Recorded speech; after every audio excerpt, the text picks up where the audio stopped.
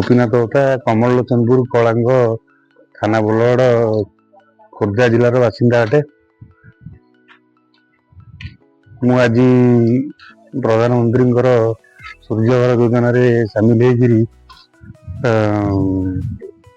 ଯେମିତିକି ବିଦ୍ୟୁତ ମାନେ ଯୋଉ ଭଳିଆ ଆଜିକାଲି ରେଟ୍ ବଢୁଛି ଦେଇ ହଉନି, ସେଥିପାଇଁ ମୁଁ ଆଜି ସୋଲାର ଲାଇଟ୍ ଯୋଗ୍ୟ ହେଲି।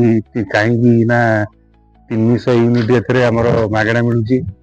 ସେଥିପାଇଁ ପ୍ଲସ୍ ପ୍ରାୟ ସବସିଡି ବି ଅଛି ଏଥିରେ 1,38,000 ଆଉ 62,000 ଆମକୁ ବି କିଛି କମ୍ 10 ବର୍ଷ ଯିବାକୁ ପଡ଼ିବ। ଏସବୁ ଆମ ପାଇଁ ବହୁତ ଭଲ ରହିବ।